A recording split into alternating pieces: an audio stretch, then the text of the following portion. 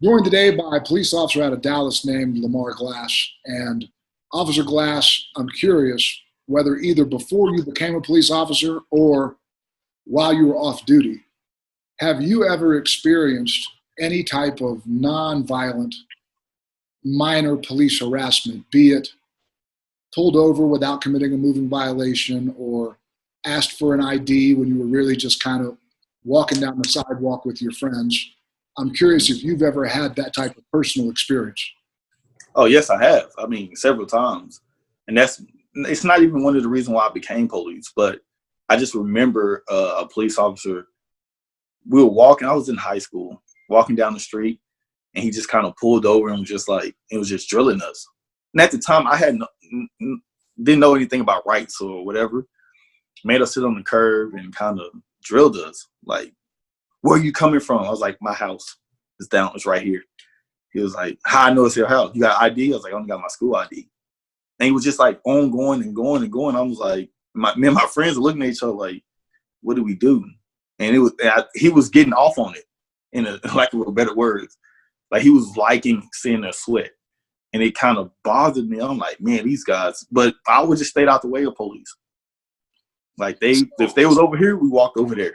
So with those experiences. And my follow-up question to that is, if you think about your closest circle of Black male friends, what percentage of them have had some type of similar experience where 100. It's 100%?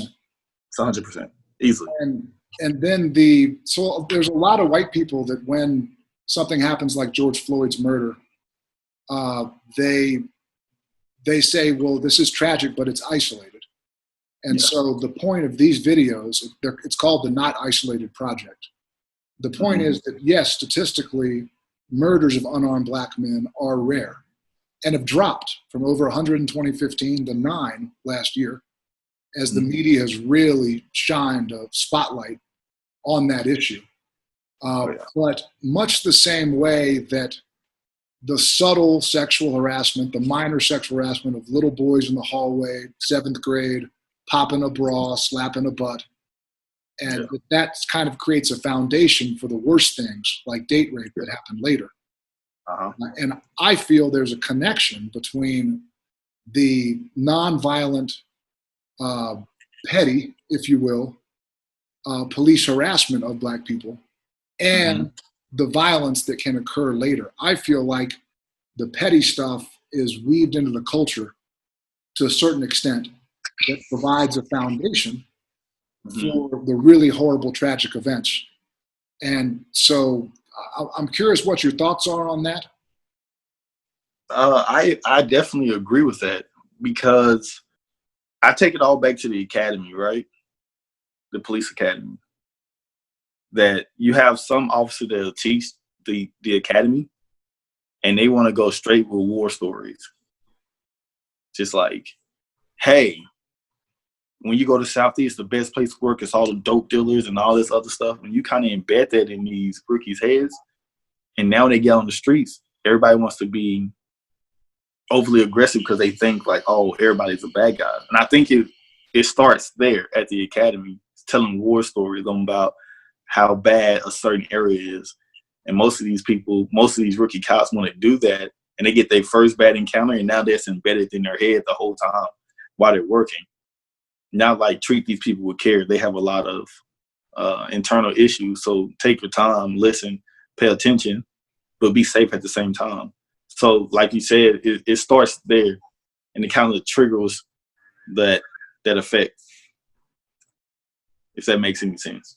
And so is it fair to say that the more subtle, nonviolent, sort of petty harassment that takes place, it's fair to say, because you said 100%, it's fair to say it's not, quote unquote, isolated. Is that fair? Yes, definitely. So, well, I'll tell you what, Officer Glass, can't thank you enough for sharing your thoughts, and look forward to staying in touch. And thank you for your service, because I know from your Facebook posts, I see you hooping with kids at the time. And you want them to know that you take the protect and serve thing very seriously, and Definitely. that you're a member of the community you're policing, and that you want them to come to you if there's a problem. And I really appreciate the approach that you bring to policing. And Yeah. from my research, each year there are more like you and less like that murderer in Minnesota.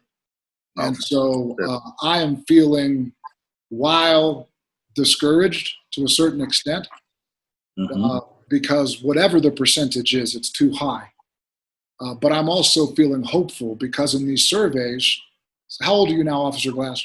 31. Okay, so from the people I'm talking to, people around your age and older, it is about 100% who've experienced some type of unwarranted and unconstitutional, I might add, level of police harassment, nonviolent police harassment. But in talking to college kids, the number is more like between 50 and 75%. Obviously, that's still not isolated, right? Yeah. So we'll have a long way to go. And I'm one to, I've said this before, if we're going to celebrate progress, let's make sure it's a mobile celebration, constantly moving toward the finish line. Let's not just say, oh, it's 30% less than it used to be, hooray for us. Because, we need to get that number down to zero, as close to zero as possible. But it does make me feel hopeful knowing the officers like you are out there. And it does make me feel hopeful believing that we're traveling in terms of a bird's eye view data sense. We are traveling in the right direction. So again, thank you so much for sharing your thoughts, and great to catch up. I really appreciate you. Thank you.